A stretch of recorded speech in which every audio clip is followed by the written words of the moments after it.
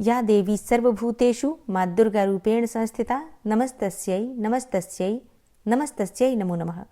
ओम दुम दुर्गाय नमः। आप सभी को माघ गुप्त नवरात्रि की हार्दिक शुभकामनाएं। माँ भगवती जगदम्बा सदैव अपनी कृपा आप पर बनाए रखें। आज है 19 जनवरी 2026 और दिन है सोमवार, और आज से प्रारंभ होगा शक्ति की आराधना का पावन पर्व गुप्त नवरात्रि। तो आज गुप्त नवरात्रि का पहला दिन है और पहले दिन माँ शक्ति के स्वरूप माँ काली की अर्थात कालिका की पूजा की जाती है। पौराणिक मान्यताओं के अनुसार माँ कालिका कलयुग की जागृत देवी मानी जाती हैं। माँ काली को दुष्टों का संहार करने वाला माना जाता है। माँ काली की पूजा गुप्त तरीके से की जाती है। तो आज की वीडियो में आप जानेंगे कि माँ काली की पूजा किस प्रकार से करनी चाहिए, माँ का मंत्र क्या है और किस प्रकार से किस विधि से माँ की आराधना करें, माँ काली की कथा क्या है। तो नवरात्रि के पहले दिन की पूजा विधि से संबंधित संपूर्ण जानकारी आपको आज की वीडियो में शेयर करने वाली हूँ, और इसके साथ ही माँ काली की कथा भी। तो वीडियो को अंत तक जरूर देखिए। और अब आप सुनेंगे 10 महाविद्याओं में से पहली महाविद्या माँ काली की कथा। पौराणिक कथा के अनुसार माँ काली की उत्पत्ति जगत जननी जगदम्बा माँ अम्बा के ललाट से हुई थी। कथा के अनुसार शुंभ निशुंभ दैत्यों के आतंक का प्रकोप बहुत अधिक बढ़ चुका था। उन्होंने अपने बल छल एवं महाबली असुरों द्वारा देवराज इंद्र सहित अन्य समस्त देवता गणों को निष्कासित कर दिया और स्वयं उनके स्थान पर आकर उन्हें प्राण रक्षा हेतु भटकने के लिए छोड़ दिया। दैत्यों द्वारा आतंकित देवताओं को ध्यान आया कि महिषासुर ने इंद्रपुरी पर जब अधिकार कर लिया तब देवी दुर्गा ने ही उनकी मदद की थी। तब वे सभी दुर्गा जी का आवाहन करने लगे। फिर उनके इस प्रकार आह्वान करने से देवी प्रकट हुई और शुंभ और निशुंभ के अति शक्तिशाली असुर चंड तथा मुंड दोनों का एक घमासान युद्ध में नाश कर दिया। चंड मुंड के इस प्रकार मारे जाने और अपनी बहुत सारी सेना का संहार हो जाने पर दैत्यराज शुंभ ने अत्यधिक क्रोधित होकर अपनी संपूर्ण सेना को युद्ध में जाने की आज्ञा दे दी तथा उनसे कहा कि आज 86 उदायुद्ध नामक दैत्य सेनापति एवं कंबु दैत्य के 84 सेनानायक अपनी वाहिनी से घिरे युद्ध के लिए प्रस्थान करें। कोटि वीर्य कुल के 50, धौम्र कुल के 100 असुर सेनापति मेरे आदेश पर सेना एवं कालक, दौहार्द्र, मौर्य और कालकीय असुरों सहित युद्ध के लिए कूच करें। अत्यंत क्रूर दुष्टाचारी असुर राज शुंभ अपने साथ सहस्त्र असुरों वाली महासेना लेकर चल पड़ा।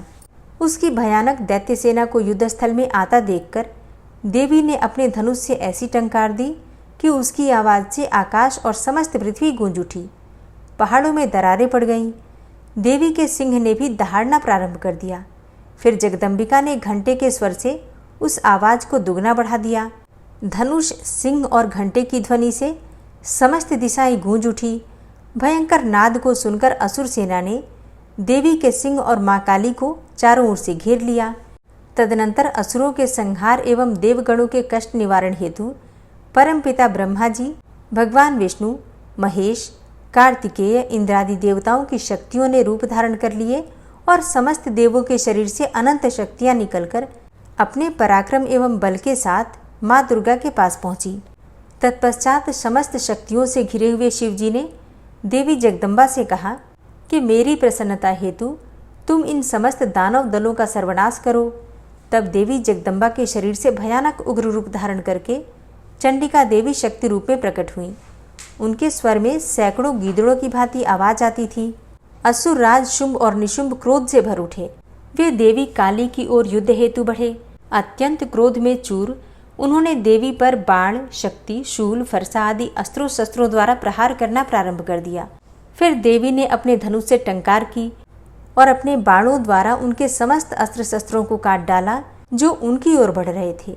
माँ काली फिर उनके आगे आगे शत्रुओं को अपने शूल आदि के प्रहार द्वारा विदीर्ण करती हुई खटवांग से कुचलती हुई समस्त युद्ध भूमि में विचरने लगी।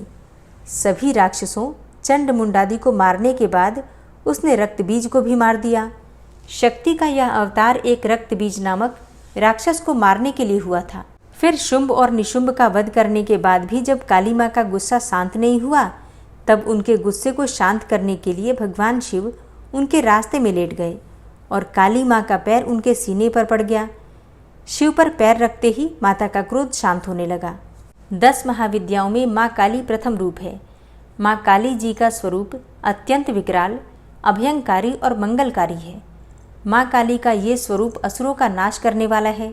यदि कोई व्यक्ति गुप्त नवरात्रि के दौरान माँ काली की पूजा करता है तो उसके ऊपर आसुरी शक्तियों का कोई असर नहीं होता है।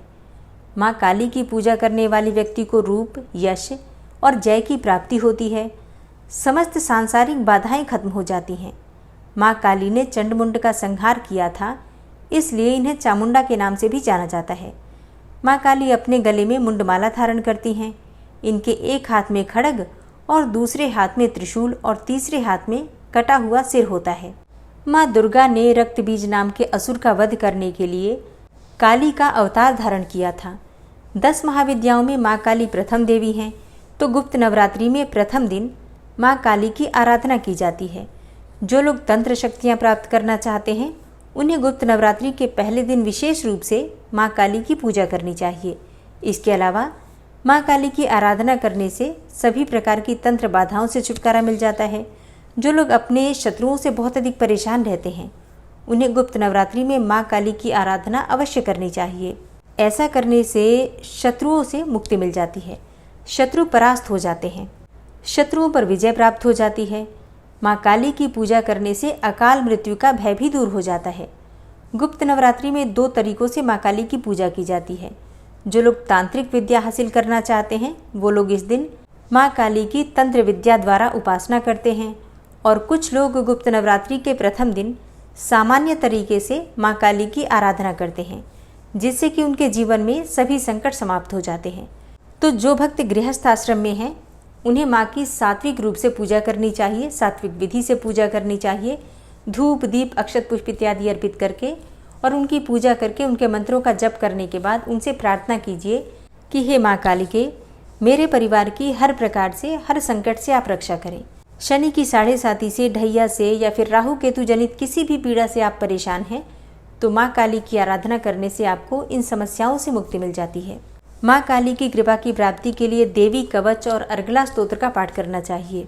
माँ काली के विषय में एक और कथा भी है। पौराणिक कथा के अनुसार एक बार दारुक नाम के राक्षस ने ब्रह्मा जी को प्रसन्न करके उनसे वरदान प्राप्त कर लिया और देवताओं और ब्राह्मणों को प्रताड़ित करना प्रारंभ कर दिया और स्वर्गलोक पर अधिकार कर लिया। जिसके बाद सभी देवता भगवान विष्णु और ब्रह्मा जी के पास गए। ब्रह्मा जी ने सभी देवताओं को बताया कि इस दुष्ट का संहार एक स्त्री ही कर सकती है। जिसके बाद सभी देवता भगवान शिव के पास गए और उन्होंने भगवान शिव को सारी बात बताई। अब इसके बाद भगवान शिव ने माता पार्वती की ओर देखा।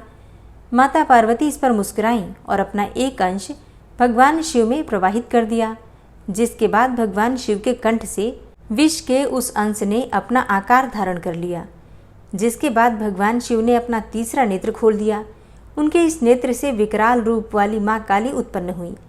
माँ काली के ललाट में तीसरा नेत्र और चंद्र रेखा थी। माँ काली के भयंकर और विशाल रूप को देखकर देवता और सिद्ध लोग भागने लगे। फिर माँ काली का दारुक और उसकी सेना के साथ भयंकर युद्ध भी हुआ। माँ काली ने सभी का वध कर दिया, लेकिन माँ काली का क्रोध शांत ही नहीं हुआ और माँ काली के इस क्रोध से संसार भी जलने लगा। जिसके बाद भगवान शिव ने एक बालक का रूप धारण किया और श्मशान में लेटकर रोने लगे। फिर माँ काली उन्हें देखकर मोहित हो गईं और इसके बाद माँ काली ने बालक रूपी भगवान शिव को अपने गले से लगाकर अपना दुग्ध पान कराया। इसके बाद उनका क्रोध शांत हो गया। तो इस प्रकार से माँ काली की उत्पत्ति की बहुत सारी कथाएं हैं, लेकिन माँ काली की पूजा की विधि बिल्कुल एक ही है। धूप, दीप, अक्षत, पुष्प, नैवेद्य इत्यादि अर्पित करके श्रद्धा भाव से, समर्पित भाव से अगर हम माँ काली की आराधना करते हैं तो हर संकट से माँ काली हमारी रक्षा करती हैं। अब बात करें पूजा विधि के बारे में, तो देखिए, पहले दिन माँ काली की पूजा की जाएगी। आप चाहें तो चौकी की स्थापना कर सकते हैं या फिर बिना चौकी स्थापित किए अपने घर के मंदिर में भी पूजा कर सकते हैं। तो माँ काली की पूजा के लिए प्रातःकाल आपको जल्दी उठना है। उठकर नित्य कर्मों से निवृत्त हो जाइए। स्नान इत्यादि करके साफ स्वच्छ वस्त्र धारण कर लीजिए और फिर माँ दुर्गा के सामने शुद्ध घी का एक दीपक प्रज्वलित कीजिए। और हाँ, अगर आप चाहें तो कलश की स्थापना माँ के दाईं तरफ कर सकते हैं। अखंड दीपक भी आप चाहें तो जला सकते हैं। अगर आप शुद्ध घी का अखंड दीपक जलाते हैं तो माँ के दाईं तरफ जलाएंगे, और अगर तिल तेल से अखंड दीपक जलाते हैं तो उसे आप माँ के बाईं तरफ रखेंगे। ठीक है। और कर्म साक्षी दीपक जो कि आपको हर रोज़ जलाना है वो अपने सामने मतलब माँ के समक्ष अपने सामने आपको कर्म साक्षी दीपक जलाना है। कुछ भक्तों ने पूछा है कि क्या हम जवारे बो सकते हैं। जी हाँ, बिल्कुल बो सकते हैं। अगर आप जवारे बोना चाहते हैं तो जवारे भी बो सकते हैं। देखिए, जिस प्रकार से नवरात्रि में मतलब हम आश्विन मास की नवरात्रि में माँ की पूजा करते हैं, कलश की स्थापना करते हैं, अखंड दीपक जलाते हैं, जवारे बोते हैं, जो भी चीज़ें हम करते हैं वो सारी चीज़ें गुप्त नवरात्रि में भी कर सकते हैं। ठीक है, तो मन में किसी भी प्रकार का संशय मत कीजिए। आपकी जो भी इच्छा हो, जो भी आप कर पाते हैं, बिल्कुल कर सकते हैं। अब माँ के सामने शुद्ध घी का दीपक जलाने के बाद आपको अपने व्रत का, पूजा का संकल्प लेना है। आप अगर व्रत धारण कर रहे हैं तो व्रत का संकल्प लेंगे, व्रत नहीं कर रहे हैं तो आप अपनी पूजा का संकल्प लेंगे। जो भी आप पूजा करना चाहते हैं, मंत्रों का जप करना चाहते हैं या फिर कोई साधना करना चाहते हैं, जिस भी प्रकार से आप माँ की पूजा नवरात्रि के 9 दिनों में करना चाहते हैं, उसका संकल्प आपको पहले दिन लेना होता है। इसके बाद 9 दिन की जो पूजा होती है बिल्कुल रूटीन में उसी प्रकार से चलेगी। माँ की पूजा का संकल्प लेने के बाद आपको माँ की विधि विधान से पूजा करनी है। अगर आपके पास माँ का विग्रह है, जैसे कि मूर्ति है माँ की, तो आप उनका अभिषेक करेंगे पंचामृत से, शुद्ध जल से। माँ का अभिषेक करने के बाद आपको लाल वस्त्र उन्हें अर्पित करना है। धूप, दीप, नैवेद्य इत्यादि जो भी सामग्री आपके पास उपलब्ध है उसी से माँ दुर्गा की विधि विधान से पूजा कर लीजिए। फोटो है तो फोटो की भी पूजा उसी प्रकार से की जाएगी। बस अभिषेक नहीं कर सकते हैं, अभिषेक करने का भाव कर सकते हैं। नवरात्रि में माँ दुर्गा को लाल पुष्प अवश्य अर्पित करना चाहिए। आपके पास गुड़हल के हो, गुलाब के हो या फिर कमल के हो। और हाँ, लाल पुष्प ना मिले तो जो भी पुष्प आपके पास हो उसी को माँ को अर्पित कीजिए। फिर विधि विधान से पूजा करने के बाद वहीं बैठकर मंत्रों का जप कीजिए। सबसे पहले आपको दुर्गा चालीसा का पाठ करना चाहिए। उसके बाद सिद्ध कुंजिका स्तोत्र का पाठ आप कर सकते हैं, या फिर चाहें तो दुर्गा सप्तशती जैसे कि हम नवरात्रि में पढ़ते हैं उसी प्रकार से दुर्गा सप्तशती का पाठ भी आप कर सकते हैं। नवरात्रि में माँ दुर्गा के 9 स्वरूपों की पूजा की जाती है, साथ में ही 10 महाविद्याओं की भी आराधना की जाती है। तो पहला दिन माँ शैलपुत्री की पूजा होगी और 10 महाविद्याओं में से माँ काली की पूजा पहले दिन होगी। ठीक है, तो माँ शैलपुत्री की पूजा के लिए मंत्र है, या देवी सर्वभूतेषु माँ शैलपुत्री रूपेण संस्थिता नमस्तस्यै नमस्तस्यै नमस्तस्यै नमो नमः। तो माँ शैलपुत्री का ध्यान करते हुए और पूजा करते हुए इस मंत्र का आपको जप करना है। अपनी इच्छा के अनुसार आप चाहें तो 11 बार भी जप सकते हैं, 21 बार भी जप सकते हैं, चाहें तो 108 बार भी जप सकते हैं। और इसके साथ ही माँ काली का ध्यान करते हुए माँ काली के मंत्र का जप करना है। माँ काली का मंत्र है ओम ह्रीं श्रीं क्रीं परमेश्वरी काली के स्वाहा। ओम ह्रीं श्रीं क्रीं परमेश्वरी काली के स्वाहा। मंत्र मैं आपको स्क्रीन पर दे दूंगी, आप लोग वहाँ से देखकर और जप सकते हैं। आप चाहें तो नवार्ण मंत्र ओम ऐं ह्रीं क्लीं चामुंडाय विच्चे, इसी मंत्र का जप कर सकते हैं। ये मंत्र पूरी नवरात्रि में माँ दुर्गा के सभी स्वरूपों के लिए और 10 महाविद्याओं के लिए भी समान रूप से लाभकारी होता है। तो आप अगर कोई विशेष मंत्र सिद्ध नहीं करना चाहते हैं तो इसी मंत्र से मतलब नवार्ण मंत्र से ही आप अपनी पूजा को संपूर्ण कर सकते हैं। जिस भी देवी का ध्यान करते हैं मंत्र यही रख लीजिए। नवरात्रि के पहले दिन दूध या फिर दूध से बनी हुई मिठाइयों का भोग लगाना चाहिए। इसके साथ ही आप चाहें तो बताशे का भोग भी लगा सकते हैं। एक पान के पत्ते पर लौंग और बतासा रखकर माँ को अर्पित कर सकते हैं। पूजा पूर्ण करने के बाद आरती कर लीजिए और इसके बाद क्षमा प्रार्थना कर लीजिए। अब जिस प्रकार से आपने सुबह की पूजा पूरी की है, इसी प्रकार से आप शाम की भी पूजा कर सकते हैं।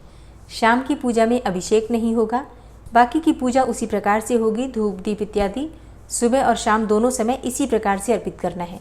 अच्छा, सुबह की आरती आपको कपूर और लौंग जलाकर करना है और शाम की आरती भी इसी प्रकार से की जाएगी, लौंग और कपूर से ही। ठीक है। अब जैसे जो भक्त व्रत धारण करते हैं वो फलाहार करेंगे, जिस प्रकार से हम नवरात्रि में व्रत करते हैं उसी प्रकार से आप दिन में फलाहार कर सकते हैं। शाम को सेंधा नमक और कुट्टू, सिंघारे की पूरियाँ या फिर हलवा इत्यादि बनाकर भी ले सकते हैं। मतलब आपको ध्यान रखना है, अगर आप व्रत करते हैं तो एक समय आप नमक खा सकते हैं, जैसे कि हम बाकी नवरात्रि में करते हैं। लेकिन अगर आप व्रत नहीं कर रहे हैं तो ऐसे में आप पूजा करने के बाद शुद्ध और सात्विक भोजन कर सकते हैं। बिना लहसुन प्याज का भोजन आपको पूरी नवरात्रि में करना है, इस बात का आपको ध्यान रखना है। तो दोस्तों, ये है आज की वीडियो। उम्मीद करती हूँ आपके लिए उपयोगी होगी। इसी प्रकार से हर रोज आपको वीडियो मिल जाएगी पूजा की। और आपका कोई प्रश्न हो तो आप लोग कमेंट बॉक्स में लिख सकते हैं। वीडियो अच्छी लगी हो तो लाइक कीजिए, शेयर कीजिए और चैनल पर पहली बार आए हैं तो सब्सक्राइब करके बेल आइकन को ज़रूर प्रेस कर लीजिए। मिलती हूँ मैं आपसे अगली वीडियो में, तब तक के लिए जय श्री राधे।